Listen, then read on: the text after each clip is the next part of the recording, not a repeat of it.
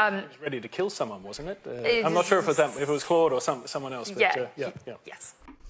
Yeah, I was ready to kill someone. We're going to come back to that at the end of this video, but I want to do a little contrast for you here. First thing, we're going to contrast it with this. MAGA pastor GOP congressional candidate Jackson Lahmeyer says the Trump administration's up. He's talking about the upcoming rededication to America. And here's what he has to say. When we see that President Trump is going to rededicate this nation to God, I want to ask you to explain to people what this truly means and what's on the heart of our president for this rededication to God.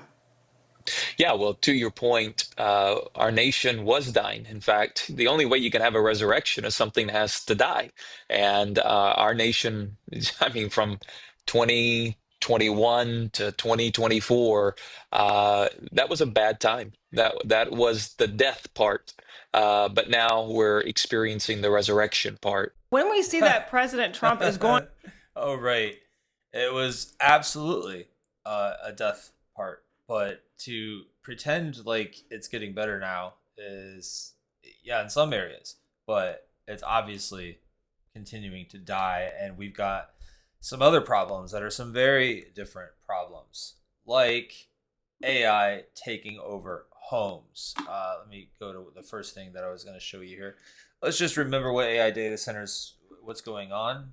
You've got, imagine it's midnight. And this data center sounds like a jet taking off next to your bedroom. You can't sleep. Your kids are sick. Your water is gone. Your electricity is gone. Your taxes raised. Tech greed is destroying our lives. Enough silence. There's so much unregulation. There's no regulation on AI.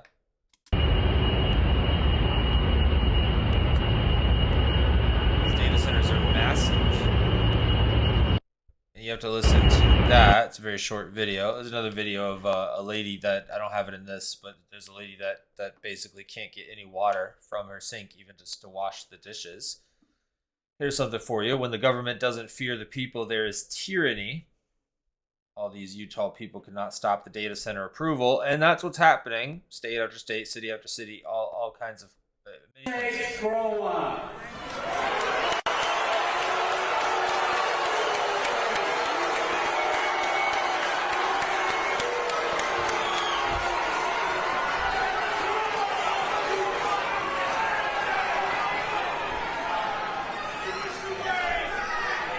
Beyond a joke. Be quiet, Can you be quiet and let our citizens hear what needs to be said, please? Be quiet and let us shove these data centers down your throat. You're getting it whether you like it or not. And these things are massive. Absolutely massive. Let's see what this person has to say about it.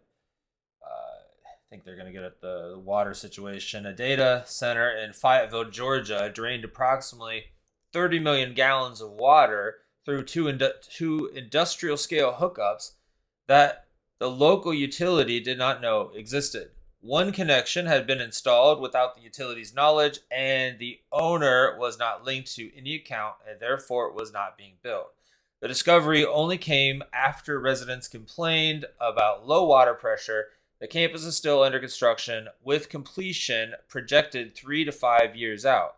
A separate incident in Tucson last week saw Project Blue's contractor caught trucking municipal water out of a city that had been explicitly voted against the project. So they don't care. They're going to push it through.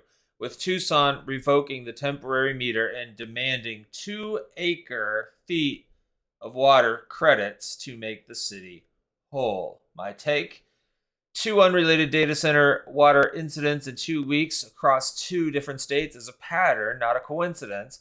The Georgia facility was running off an unmetered industrial hookup nobody at the utility had on file, which means either a contractor installed it without authorization or the utility lost track of a connection serving a major customer, and neither of those explanations should make anyone comfortable. The construction phase alone consumed 30 million gallons before operations even began, which gives you a sense of the water demand profile these facilities have once they go live. The bigger issue is that hyperscale data centers are being permitted under regulatory frameworks built for industrial users a fraction of their size. And the utilities responsible for tracking water use are not staffed for facilities this scale. A 30 million gallon discrepancy slipping through billing is not a clerical error. It is a sign that the infrastructure for monitoring these projects is being outpaced by the speed at which they are being built. Tucson caught their problem because a citizen being a phone call to a council staffer, and Fayetteville caught theirs because neighbors noticed their taps had lost pressure.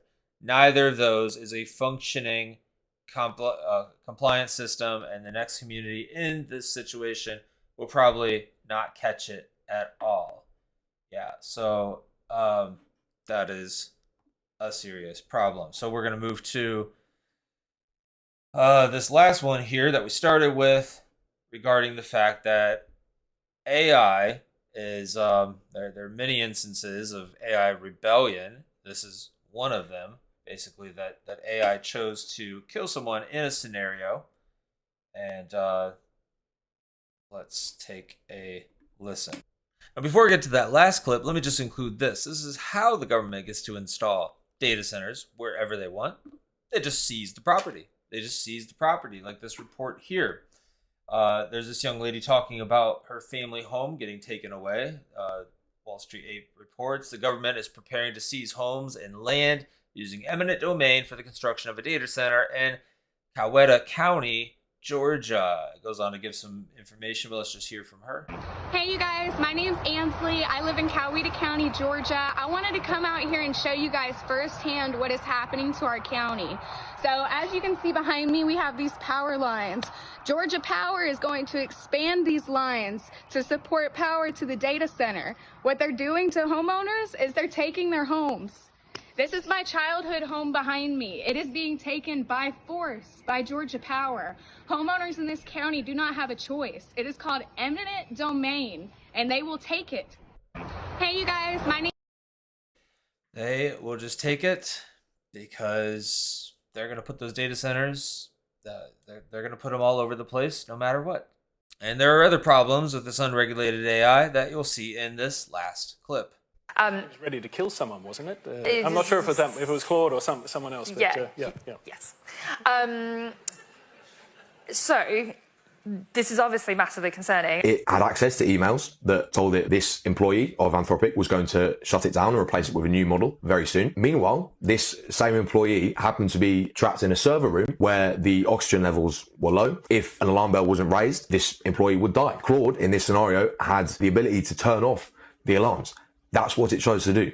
It chose to kill an employee to avoid being shut down. Obviously, it's just a test scenario. It's not the real world. But if it was placed in that same position in the real world, a real person would have died. A lot of that's because of how it's programmed. It's programmed specifically to have randomness. So that randomness is programmed into it, and it takes after human depravity and does depraved things because human is depraved and it does depraved things, and it looks out for itself.